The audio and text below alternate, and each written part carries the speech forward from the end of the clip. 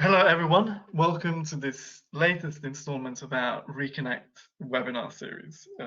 First of all, I would like to apologize for the delay. Unfortunately, we have experienced some technical difficulties which have been, at least in part, solved. So we're finally going ahead with this webinar. I'm Alexander Moylan from the Leuven Center for Global Government Studies, and I will be moderating this webinar entitled COVID-19 as a Constitutional Moment for Europe, the Perspective of EU Civil Society, with Professor Alberto Alemanno and Professor Pieter de Wilde.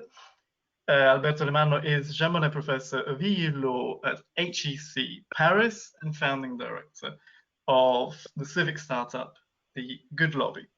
And participating as discussant is Pieter de Wilde, who holds a PhD in political science from the Arena Center for European Studies at the University of Oslo, and is Professor of European Politics at the Norwegian University for Science and Technology. So after a brief presentation, audio presentation from Professor Alemanno, we will then move on to the discussion with Professor de Wilde, and we'll then open the floor to your questions, which you can, as always, send to me via the webinar chat box, which you find in the control panel. Without further ado, I would now give the floor to Professor Alberto Alemanno. Thank you for being with us.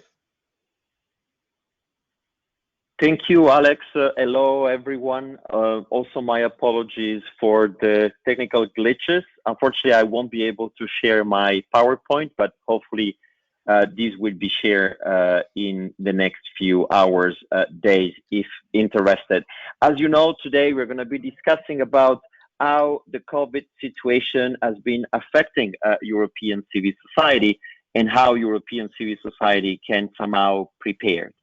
So I would like to start saying that we are not going to be discussing much about the SARS in particular, to the way in which the virus has caught by surprise our political representatives, including civil society, but we are rather been focusing more on how the response to COVID at the national, local, and international level has been affecting also civil society organizations, with a specific focus on the European Union and what actually occurred in Europe and how NGOs have been affected and how they are trying to gain a voice in this process of response, reaction, and potentially rebounds from this situation. So the big questions I would like to ask is, what does it mean, COVID, for European civil society? As we all know by now, this is not going to be the first, it's not going to be the last major disaster with major disruptive effect on the way in which our societies, our systems do work. But at the same time, we realize how this particular crisis has been qualitatively different than previous pandemic and disasters that have occurred in the last few decades. When compared with the 1918 and 1919 pandemic, it is pretty clear by now that the response given by governments hasn't been very different than the so-called non-pharmaceuticals approach that it was used in that particular circumstances. The reaction to the crisis has led to a paralysis of the world economy. It has led to the home confinement of more than half of the world population. It has been characterized by a 24-hour news coverage that has been reporting conflicting information, which have been amplified by social media. And as such, the response to COVID has been raising and still raises to that major legal, ethical, moral, and political issues that are somehow new to us. It has also highlighted a major gap between the global economic interdependence we have reached and the nation-state governance, which seems to not to have catch up with the interdependence, which has made also the response to the crisis so difficult. It is clear to everyone that there is a potential, and there's already some action which has been disrupted in relation to our economic, legal, democratic, social, and also cultural system. There's still a lot of scientific uncertainty surrounding not only the hazard, meaning the virus and its own nature, but also the effectiveness of the measures which have been taken and continue to be taken as a result of the COVID propagation. The questions are very difficult to answer, and how effective our response is and has been remains a major question that is also affecting civil society. When you look today at the current response to COVID, it has been characterized by a policy of generalized, indiscriminate physical distancing, which hasn't made any major differentiation between vulnerable or not vulnerable situation, and which has had major deep consequences across society. The case for lifting the measures, though social distancing, at least now it is pretty solid, because every single day it passes without the restrictions being eased. These translate in major costs, which are not only monetizable in terms of economic costs, but also social costs, and are not necessarily observable as such, but they might be soon. And once those costs will be quantified, it is pretty clear that the overall benefits stemming from this regulatory response will be questioned, and we might expect major litigation occurring at different levels of government, in which also civil society, which will be playing a specific role. When we look at the post-lockdown future, which is basically happening now, at least across Europe, with major easing restrictions happening, the big question would be when to lift and what to lift. There's a current controversy regarding certain specific measures, such as reopening of schools, which I understand in Belgium occurred only yesterday for the first time, but is not happening in many other countries. So as we're moving away from indiscriminate social distancing and we embrace new measures, we can see Europe re-emerging in a pretty, I would say, dystopian way. Dystopian because this is not the Europe we used to know. It is a Europe in which the Schengen framework has de facto been suspended. Despite the fact some countries, a minority of them, are reopening their borders, we still see a lot of border checks, including mandatory quarantine systems, which are imposed at the border. But this obviously is just the most manifest, I would say, consequences of the European response to COVID. There are many others which are less visible, but they are extremely salient in the public, focusing not only on the sanitary, but also on the financial responses to the crisis. But needless to say, today we're going to be focusing together on probably one of the most overlooked crises stemming from COVID, which is a democratic one. There are many questions to be asked that are not mature enough to be asked and discussed and studied about how COVID has been affecting civil society in Europe and how civil society could potentially contribute and be becoming part of the solution instead of being part of the problem today. So what we have learned over the last few weeks and months during the home confinement. Well, let me say this quite bluntly. Civil society has been fundamentally silenced. There were no opportunities given to NGO groups and to organize interest in Europe within civil society to play a formal role in the decisions which have been shaping up the response by governments, including by the European Union itself, in its own effort at coordinating first the introduction and now the lifting of restricting measures. So how can civil society play a role now that this crisis is unfolding? Well, there are three different roles civil society could and should play. The first one is to inform policymakers about the situation on the ground. And when you think about the state of emergencies that have been declared in 12 countries out of 27 across the Union, it is pretty clear that civil society should and could play a role there in being a sort of a link existing between the ground and the oversight bodies existing across the European Union. A second role is that of monitoring policymakers' behavior, so holding them accountable for some abuses. Some of them have already emerged and been covered by investigative journalism and by the work also public authorities Those obviously are more pathological in the situation of Hungary or Poland, but they exist across the Union. There is a third also role, which is potentially the most overlooked, but is also significant because that's where civil society could potentially play a greater role in the future, which is the one to share solutions with policymakers.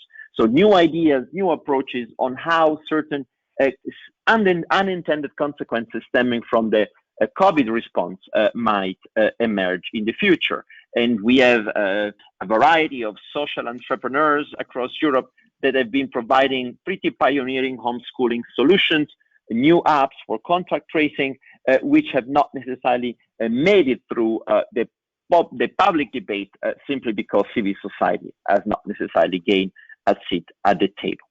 If I list the questions that I've been stumbling upon when interacting with civil society over the last few weeks, a variety of trainings that we have been delivering, a variety of advice we've been providing to them, those are the following. The questions we have been asked the most is, should we as civil society still advance our advocacy strategies? Should we reprioritize? Should we rethink the way in which we're going to be engaging with policymakers? In a world in which everything is COVID oriented, how we can draw their attention to issues which are not directly related, perhaps only indirectly related to COVID, or perhaps they have absolutely nothing to do because these are policy-fied spending before our national or the European Parliament, and where there's very little appetite by policymakers to advance their examination. A second question is, how can you do your work when COVID is in reality not only crystallizing a civic space which was already shrinking, but is actually making it worse by reducing it even further, perhaps in a temporary for a temporary moment, but perhaps in a more permanent way, that kind of specific space, and therefore exacerbating some of the pre-existing challenges that civil society had been facing. What kind of new skills, if any, civil society organization need to acquire in order to be able to find some space in this new conversation? How we can engage with decision makers and the public now, and finally, how we can fundraise for issues that appear so remote from the COVID health emergency or financial emergency. In other words, how we can still be relevant into this particular conversation. At the same time, there are also opportunities. Some of them have already been identified by some organizations. Some are simply potential. Some are very difficult to be identified today because this is a moving target. But many organizations are asking themselves how they can show up differently in the world, how they can gain a different voice, how can develop different arguments when engaging with policy makers. Another question is how we can diversify our audience, which is now potentially more sensitive to some of the instances we've been advocating for in the past, and how we can translate this into a new way of communicating with both the public and decision makers. And the last opportunity that has been identified by some NGOs has to do with new relations, new unconventional coalitions that could be built between civil society and corporations that are facing similar challenges today in this new world that we don't know or we don't recognize. Perhaps let me move now to some final considerations that might also give rise to some exchanges with my discussant Pieter, and also with Alex as a moderator, and all of you in the Q&A.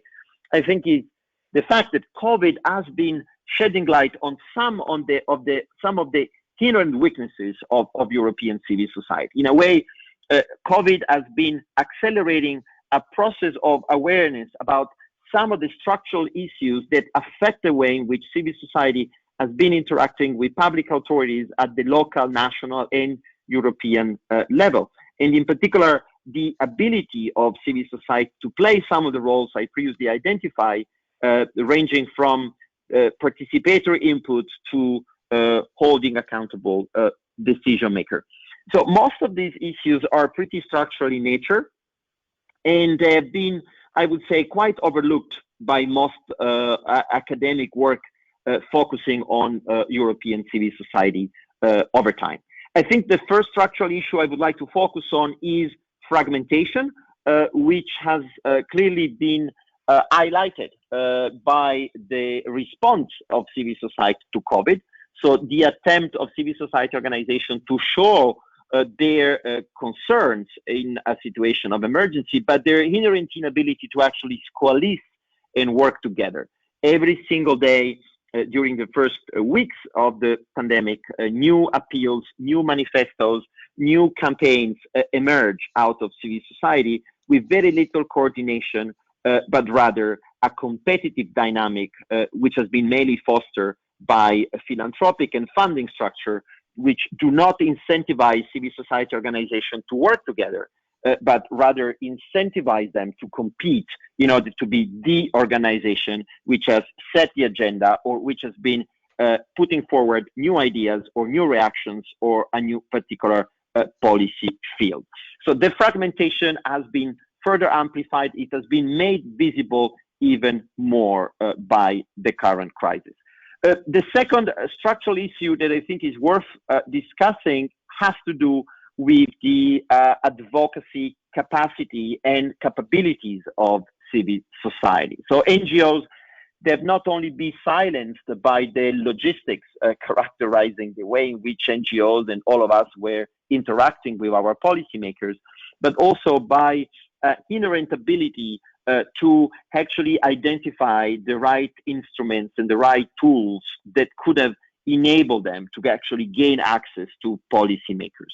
So an interesting survey that I had the chance to work on and to run over the last couple of years has been asking civil society organizations who have been working in the European policy ecosystem, what kind of advocacy skills do have in-house and also their legal skills.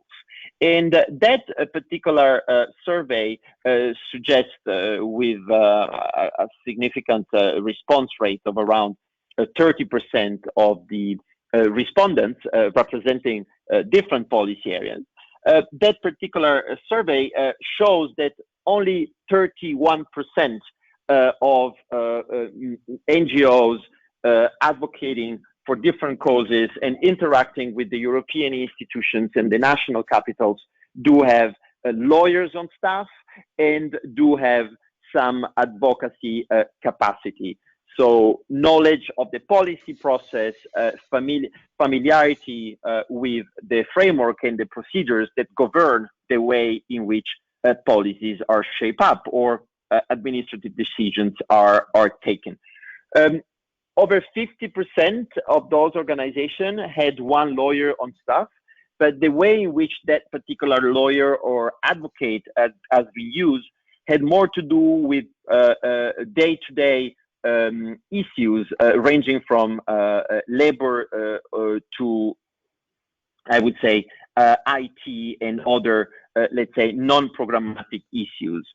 The organizations who have more competence in-house are the bigger ones. So there are those who have more than €1 million budget per year. The second and final finding of that particular survey has to do with the needs that those organizations do have today in Europe.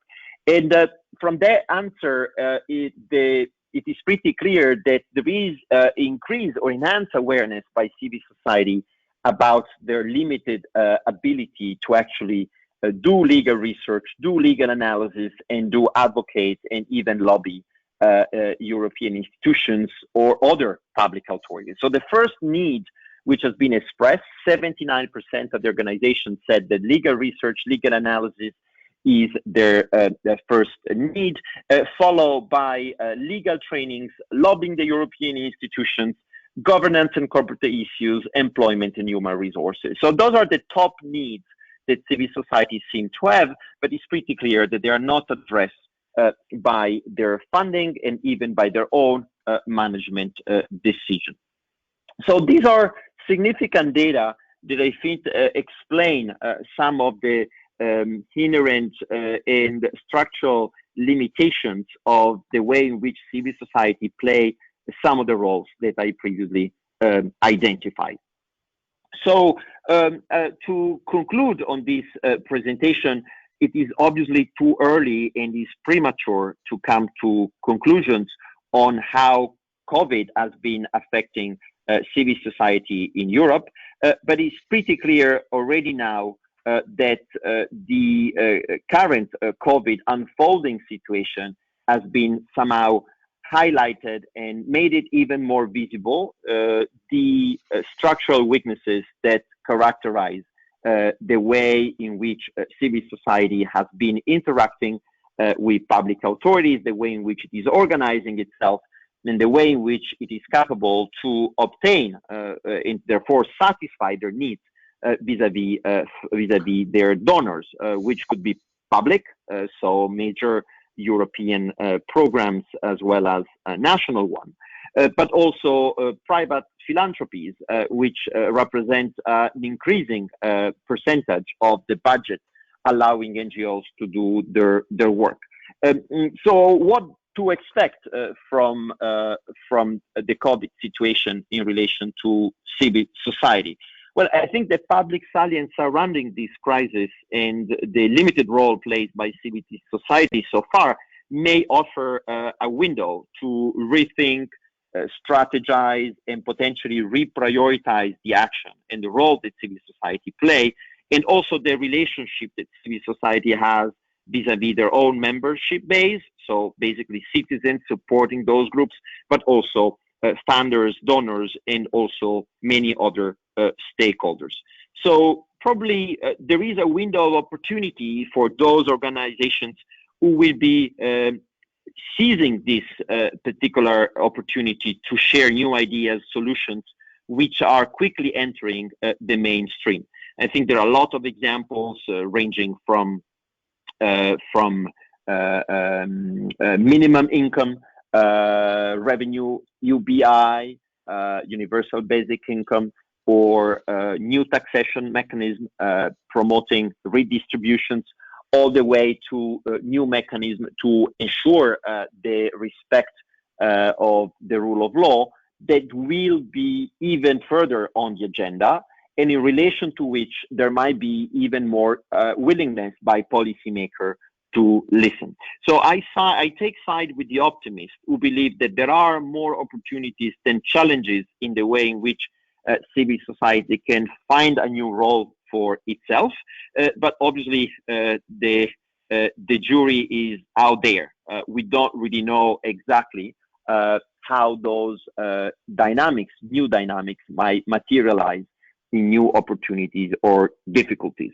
When it comes to civil society, obviously the big next thing, at least institutionally, will be to frame their own requests and needs within the Conference on the Future of Europe, which, as you know, and we could discuss later on, was supposedly to be launched on May the 9th, but which has been postponed, not necessarily for COVID, but mainly because of a lack of agreement among the three institutions regarding the aim, the format, and the ultimate outcome that this conference should actually aim to in its own organization. So the Conference on the Future of Europe will probably address, or should address, some of the issues we have briefly mentioned today, and it might potentially shape or give some shape to the role that NGOs might want to play in civil society. As a reminder, we might want to highlight the fact that in the original blueprint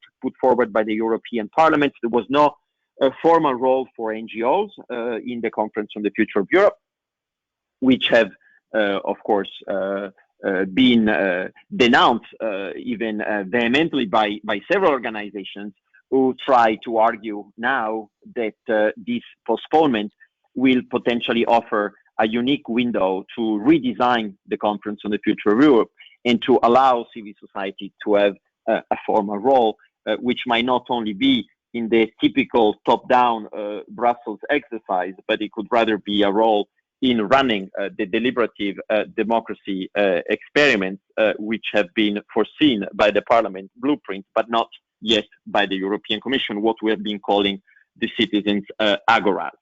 So happy to discuss a bit more about many of those issues that I'm just briefly mentioning now with any of you if interested. So I think I'm going to stop here, and happy to get Peter's comments, and back to you, Alex, as a moderator. Thank you, Alberto. Thank you so much for overcoming the technical challenges. I've had quite a few participants asking why we're not able to see you, and of course this is part of the technical issues that we've been experiencing, so sorry about that. I would again like to remind our audience that you're very welcome to send us your questions, and yes, as always, we will move on to the Q&A session towards the end of this webinar. And now it's my pleasure to give the floor to Pieter de Wilde, who will kick off the discussion. Pieter, you have the floor. Thank you, Alex, and thank you, Alberto, for a very stimulating and encompassing argument here. I think my contribution would be basically twofold. The first thing I'd like to stress is that the corona crisis is a crisis to such an extent that it has affected almost all Europeans in a very, very fundamental way, to which most of us are completely unused. And that is so it's a fundamental shock to the system. And what that means is that, first of all, I think it's essential that civil society, in order to show its connection to society, to people, shows that they too are affected, that this resonates, that COVID-19 and the current crisis is a moment for reflection.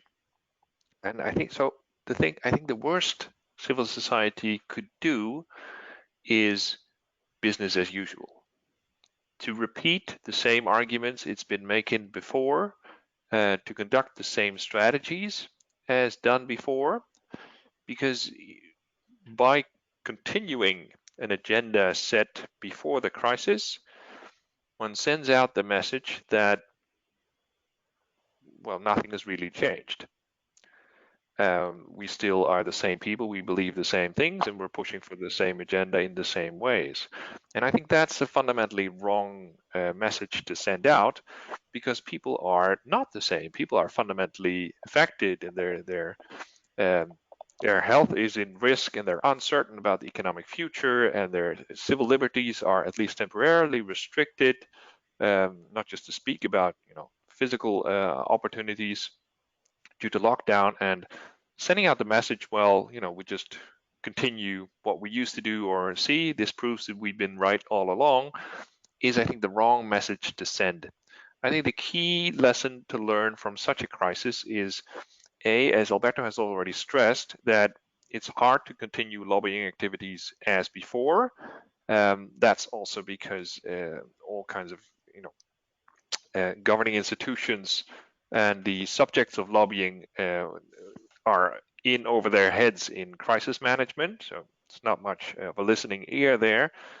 But I think it's also the wrong message to send, because the crisis basically affects our very society. So what I think the core strategy of civil society should be is, first of all, a redirect away from lobbying towards the base, towards the people.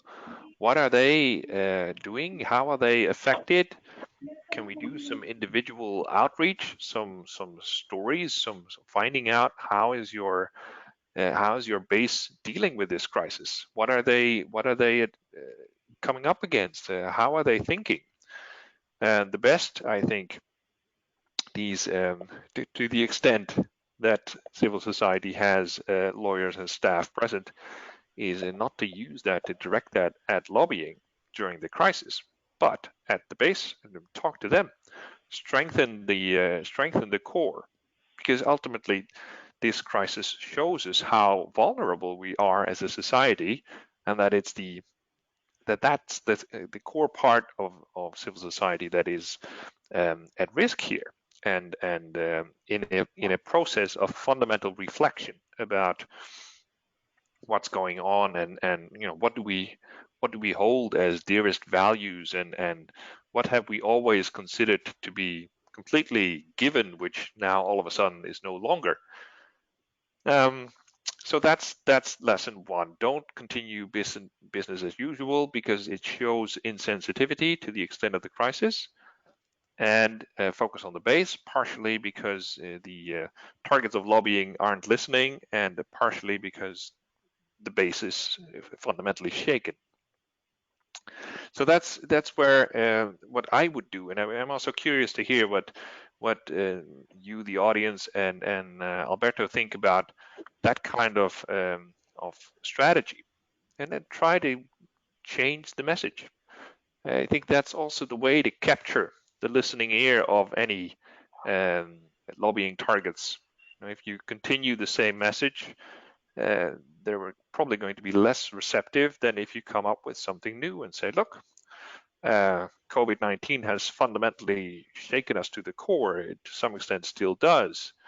And we, as civil society organizations, have taken our responsibility very seriously, and we've reflected upon our agenda, our strategies, and we're going to do something new.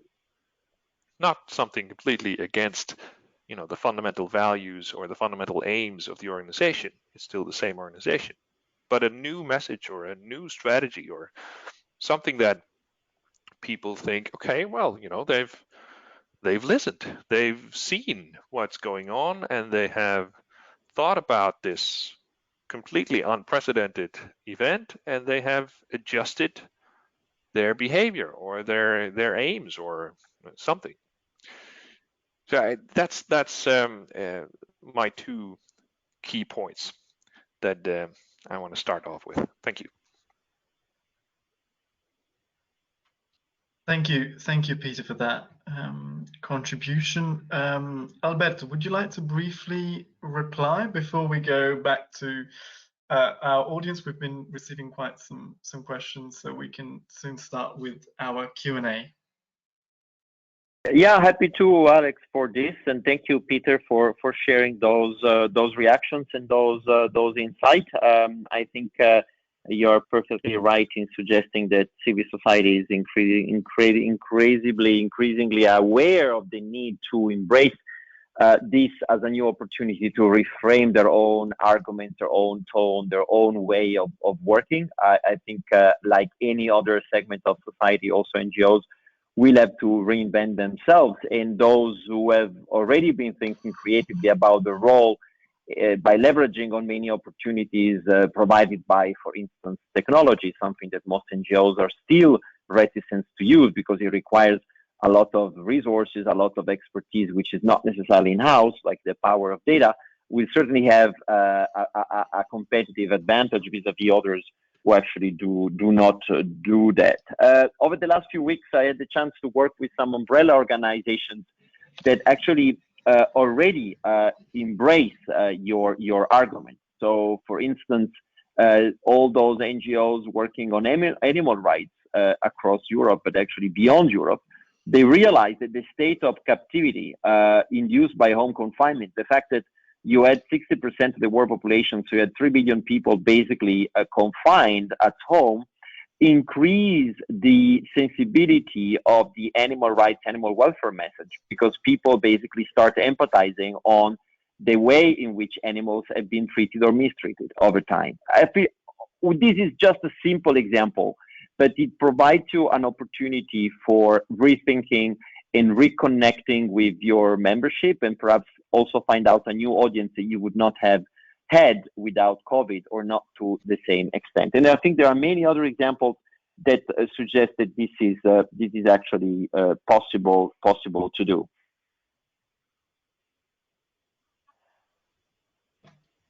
Great, perfect. So I think we're now ready to move on to our Q&A, starting with a couple of questions from Patricia Scherer, who asks, mentions first of all with regard to the structural issues that you, Alberto, referred to. There is another one that you haven't, which is having the capacity to analyze and follow up policy initiatives from beginning to end. How could this be better addressed?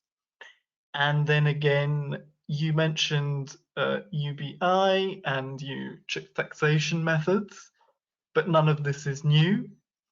Is there not the risk that things will go back to business as usual? And finally, again from Patricia, how do you see the chances for treaty change with regards to giving civil dialogue the same weight as social dialogue? Then we have Wonderful. a question. Do you want to start with those, or?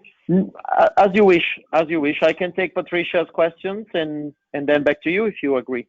Let's do it that way. Go ahead. Wonderful. Very important what Patricia has been highlighting. What I mean by advocacy capacity, which is not necessarily a concept we have been using over time, is it encompasses the panoply of tools and techniques and capabilities any organization should actually have. And those, they really range from monitoring, what you were referring to, all the way to the ability to strategize and therefore craft a strategy in order to define how a particular policy objective should be pursued, should be advocated for, all the way to let's say, coalition building I was referring to, and the communication around it, and obviously the preparation and execution of those meetings.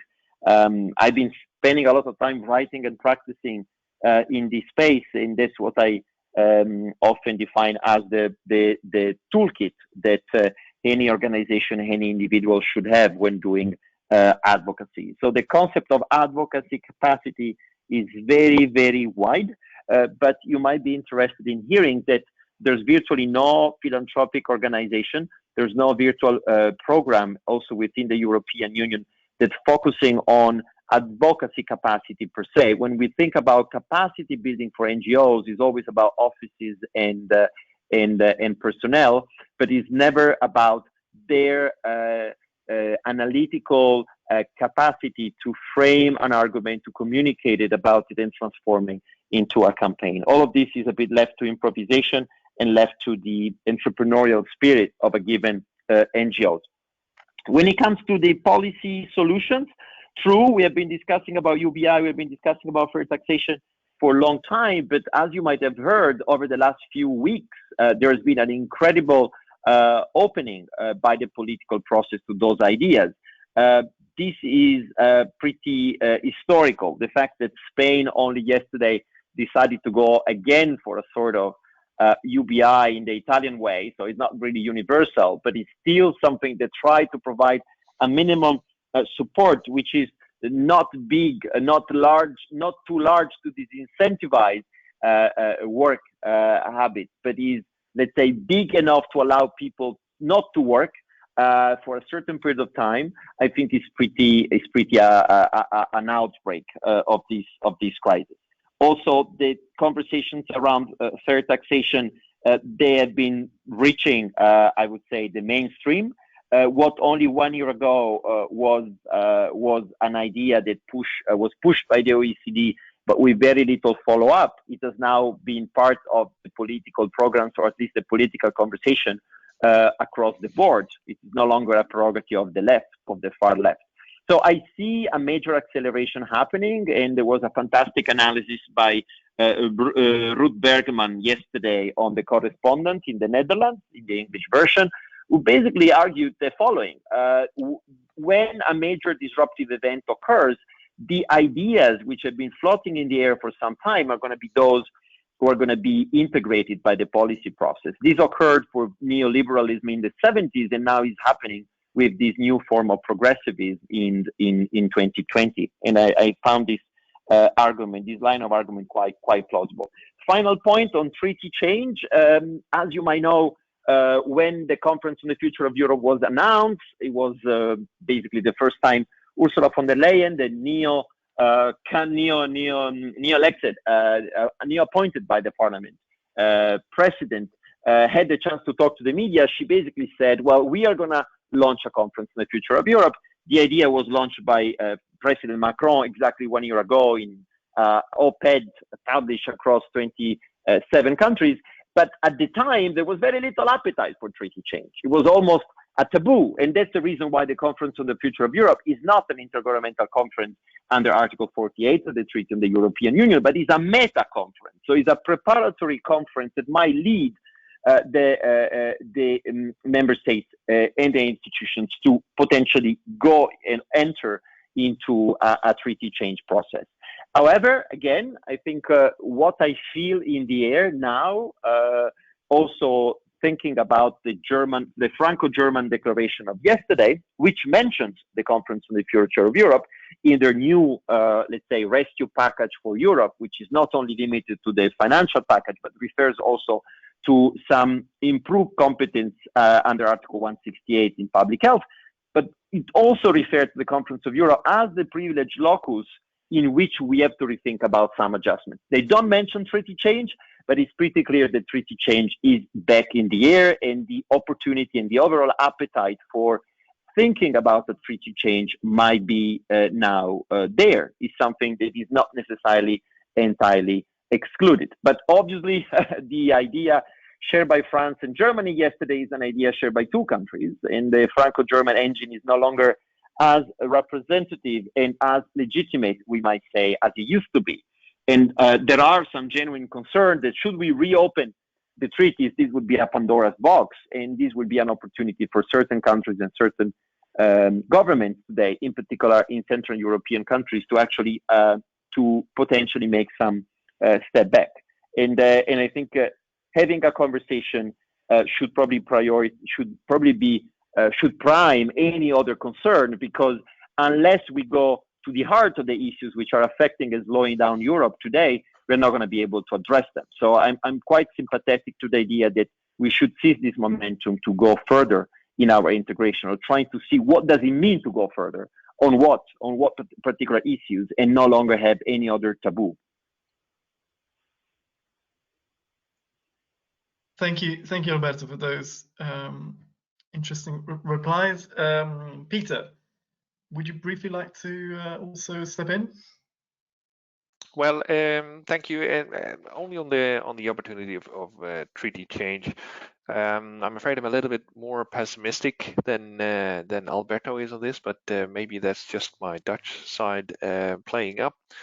I think in many of the member states, the idea of treaty change is still extremely remote. The only way I see it succeeding is if there is a significant renationalization of competencies in some policy fields. Otherwise, I think the climate is still very much as it was before COVID-19, meaning basic no-go. Okay, thank you, Pieter. Going back to our audience, first of all, we have a few people asking about further details with regards to the study or survey that you mentioned about civil society organizations' capacity and so on. Perhaps that is also included in the PowerPoint that we will share later on.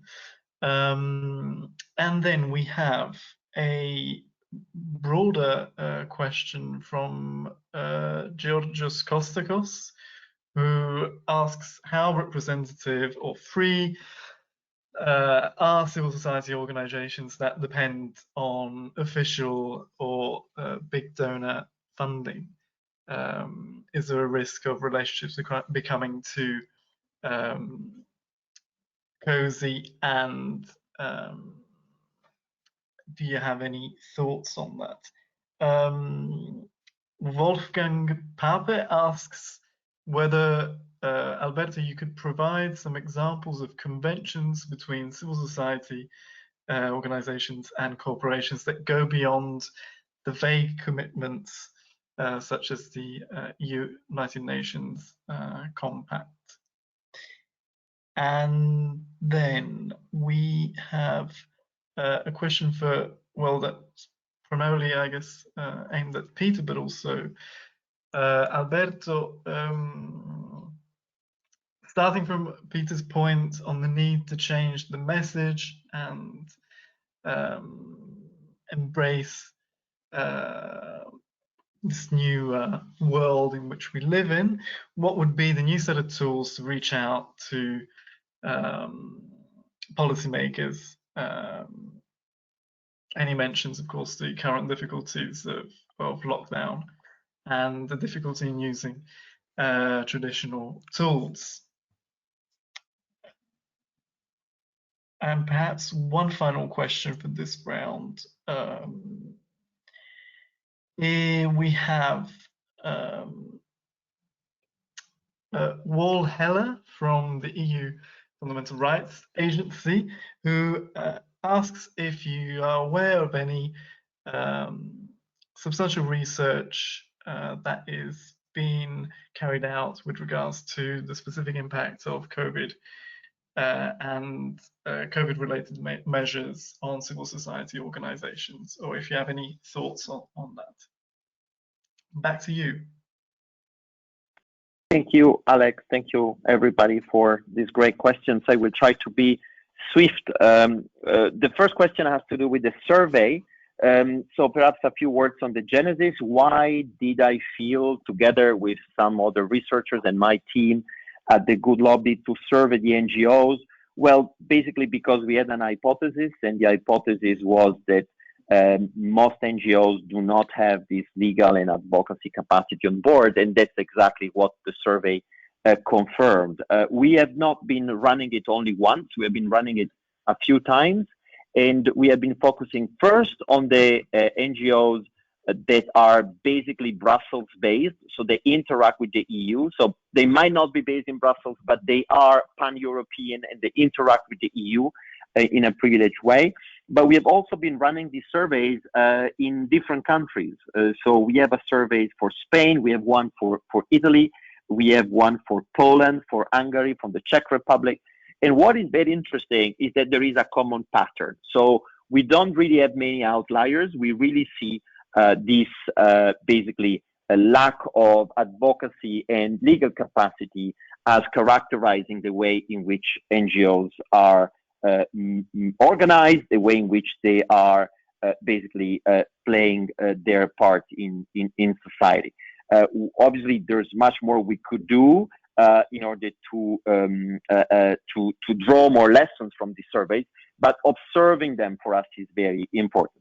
The survey for us has always been pivotal as an organization, because basically what the Good Lobby does is exactly to address that kind of need. So what we do is to collect all these requests coming from NGOs, but more importantly, we solicit these NGOs to be kind of more legal in their approach, or be a bit more advocacy inspired. And then we match those requests, writing an amendment, running a stakeholder mapping, getting information about a particular policy program or monitoring it, and matching them with pro bono volunteers. And many of them are academics, like I guess many of you listening to us, and provide them an opportunity to actually make their academic research immediately relevant to some organizations. Many of our volunteers are also lawyers, but not only lawyers. We also have public affairs consultants, political scientists, policy analysts, and communicators who do this work. But happy to tell you more. You can browse the Good Lobby website. You can find more information, in particular in our impact report. Second question has to do with the relationship between philanthropy and civil society, I understood, and more broadly about the question of the legitimacy and I would say the accountability of philanthropic donations into the civil society and the public policy space. Well, this is a conversation which is incipient in Europe, which is much more developed in the United States, where the literature of the last couple of years has been thriving in trying to figuring out how legitimate it is for a very wealthy individual and a very wealthy foundation to basically take side and to influence the political discourse. In Europe, we have, by ricochet, this conversation because the Open Society Foundation, led by George Soros, has been first of all, creating, I would say, civil society in Central European countries after 1989, and is also predominant in the way in which it allows NGOs to do advocacy work in the west of Europe. There's obviously a long conversation to be had, and I think we could have potentially a webinar discussing on the philanthropic role. But to make a long story short, I think there are some hard questions to be asked. In particular, there's very little accountability on the way in which philanthropy is supporting certain causes versus others. The overall perception is that philanthropy has always been historically progressive, so it has been supporting organizations that have been advancing civil rights, political rights towards an expansion. But we know since at least last year that in Europe at the moment, we have many philanthropic donations that have been supporting organizations who are exactly taking the opposite stance, like, for instance, limiting or curbing the exercise of reproductive rights by women. This is certainly the case in Poland, where the issue is a bit more salient, but it's true all across Europe. Overall, I sit with those who believe that philanthropic support for civil society can and should be legitimized by the argument of pluralism, the fact that if you allow philanthropies to support and to play a role and to gain a voice and to give a voice to many more instances in society, that pluralism will basically allow civil society to be a better place than it is today.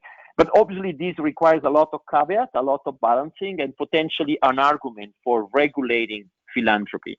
As you know, philanthropy is pretty much under-regulated. We only provide some basic conditions in order to allow philanthropies to basically claim some tax exemptions when they make those interventions. All the other aspects are left to the goodwill of the philanthropies, the foundation, and its own governance. Happy to discuss more about this. I think philanthropy is one of the least understudied topic in Europe to understand power dynamics, civil society, and public policy work. The third question was more about unconventional coalitions. So if I could provide illustrations of how and when a particular NGOs might accept to team up with a corporation. I've been writing about this, and there's a chapter in my book, Lobbying for Change, which focuses on this issue because obviously there is some reticence by NGOs to team up with corporations that usually represent the object of their work and their critique. Whereas we see a trend by corporations to actually try to approach NGOs in order to gain or leverage on some of the trust they actually trigger in society. So there's no silver bullet. I don't think there are specific requirements that would push an NGO to work with a corporation. But overall, we can say that every single time the interests of an NGOs are aligned to the interest of a corporation, and this might occur much more often than you can think in the policy process, well, those organizations might work together. An example that I like very much that also comes from the animal rights area is BirdLife. BirdLife is one of the leading conservationist animal rights organizations in protecting biodiversity across the world, which has been building a long-term coalition with CIMEX. CIMEX is, I think, a Mexican company, a multinational originally from Mexico, that basically is into the business of raw building materials. Well, obviously, when you move around sands and raw building materials, you are affecting biodiversity, and BirdLife decided to basically team up with CIMEX in order to make CIMEX the leading multinational, having a code, a self-imposed code that would have then become the international standards. And this actually has occurred. And I think is a great example. I got a questions about new tools that could be used in a post-COVID world by civil society. I think it's not only about tools, it's also about an attitude. I think, as Pieter was suggesting, we need to have a new language, we need to have a new mindset in the way in which civil society interact with policymakers. I think one question is what kind of engagement you want to have. If you are constructive and you provide solutions as opposed to provide a set of cahiers de doléances in which the organization is basically protesting against something, obviously you get a completely different buy-in, and this is something I see very often. The other important aspect, I think, has to do with the outreach, so the way in which the organization communicate with its own public. We do a lot of work as the Good Lobby with civil society organizations who want to frame their mission in a different way. So they embrace social media, use be it Instagram or TikTok now, in order to build an audience that goes beyond the usual suspects in a very creative way. And this I see happening, at least with the most progressive, cutting-edge organizations in Brussels. And finally, I would say coalitions. So as I illustrated, I think the future of civil society ability to draw the attention of policymakers is very much related to the capacity to build coalitions among actors which are not the usual suspects, but they're actors who usually do not work together, but they might be aligned on certain issues. There are pros and cons of building coalitions, but this is something that could be done. Final question from the Fundamental Rights Agency. Is there any social research done on the impact of COVID on civil society? Well, probably it's too early to say. There are a few blog posts that are available.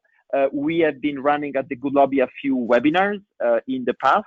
Some are tailor-made to certain policy organizations focusing on certain policy areas, but we have also been organizing some which are more horizontal.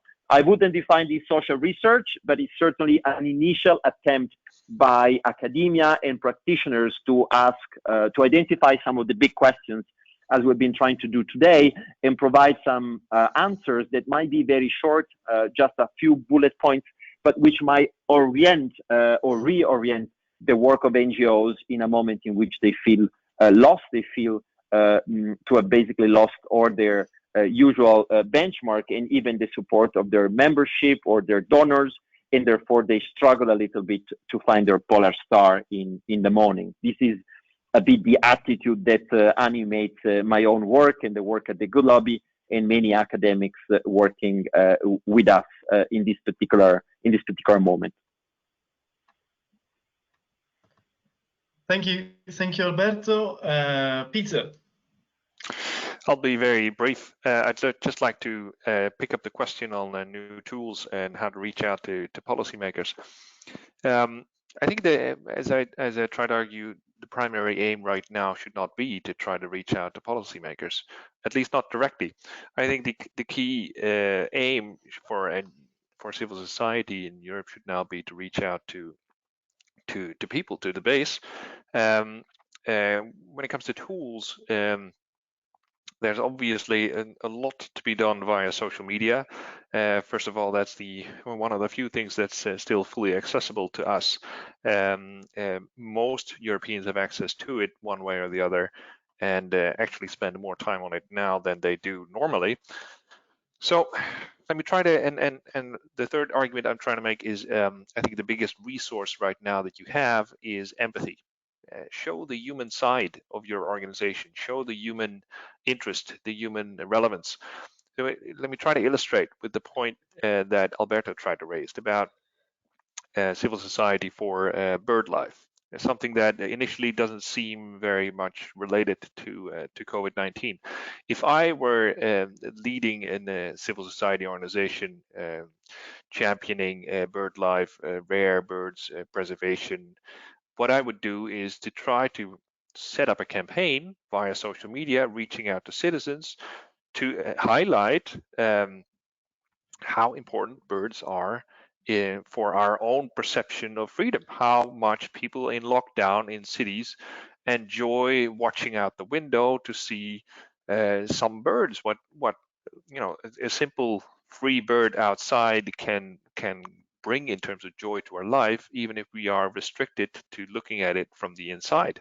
I would redirect my campaign to birds that are in the city, that are of direct closeness to human people, that people can actually live and see and enjoy in that way. And that's what I mean with mobilize harmony, the empathy, show the human side, bring a new message, redirect from rare birds in nature preservation to more common birds, but probably also threatened birds in city life, and then use that as a social media campaign, and go back to your policymakers and see, look, this is how relevant we are. So many people watched our videos. So many people contributed to our cause, and or did a minor thing on their roof to accommodate some specific bird species, and use that as leverage. That's my 50 cents. Thanks, Pieter, for that interesting addition. Alberto, do you still have a moment to stick with us with a couple of final questions? Yes, I still have a couple of minutes. Then I have to move to the next webinar. That's our life these days. Indeed. Then I shall try to just summarize very quickly with two final points some of the additional questions that we received.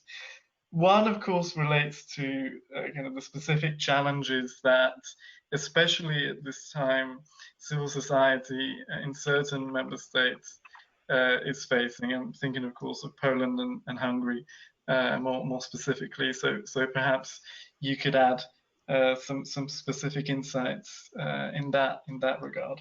And then there have been a few questions that instead kind of highlight how, well, two issues. One, that member states have been kind of prime movers and the main actors rather than civil society in kind of tackling the current crisis. And on the other hand, how the current crisis has also shown quite a fragmented and divided, public sphere. Of course, the ever long-lasting issue of a lacking common public sphere across the EU. Kind of, aren't these all kind of challenges that will make it difficult to kind of enact those coalitions and those transnational dynamics that you've been mentioning? Back to you. Wonderful question to conclude our conversation. I think I'm going to start from the last one, because I was shocked by one statement that was made by Angela Merkel, certainly a conservative leader, who said that the nation state has no future. So this is not the kind of statement I would have expected to hear in my life from Angela Merkel.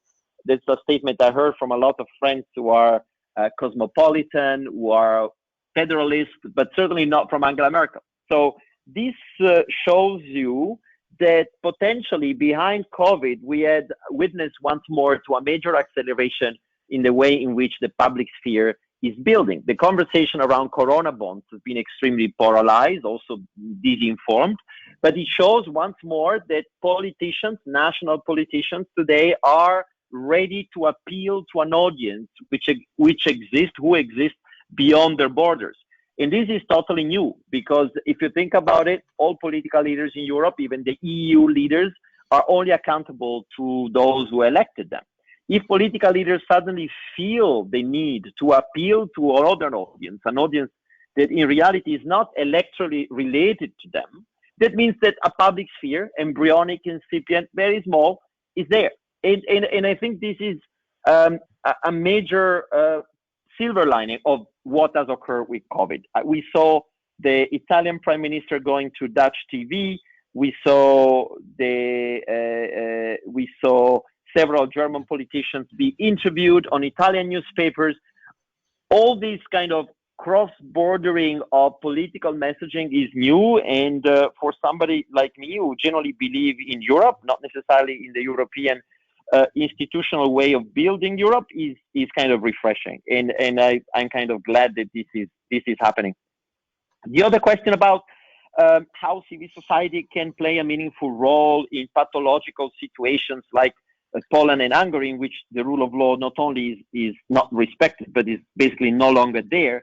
Obviously, we would need another webinar for this, but I would briefly mention, building upon the amazing work that the Reconnect community has been doing over the last few years and even previously, my take on this, which is pretty simple, but it remains somehow unexplored. I think much of the situation that characterizes Poland or Hungary today, and potentially the Czech Republic, and why not also in some Western countries, like the one I know the most because that's where I come from, which is Italy, is the fact that civil society has been extremely weak in the way in which it has been given the tools and the capacity to advocate, monitor, hold accountable those decision makers. And this has rendered basically all the rule of law discourse very much a top-down game in which only the European Commission could have made a difference by triggering on or not triggering Article 7 or infringement proceedings. What would have looked like Europe if we had a stronger, more vocal, more, I would say, empowered civil society locally that would have even further legitimized the European action, which has been and remains very hesitant when going after those countries. In other words, without a civil society that is capable to use all the tools available to it, ranging from petitions to administrative complaints to all possible forms of monitoring and sharing of ideas and agenda settings, we are not going to be able to preserve what we have built.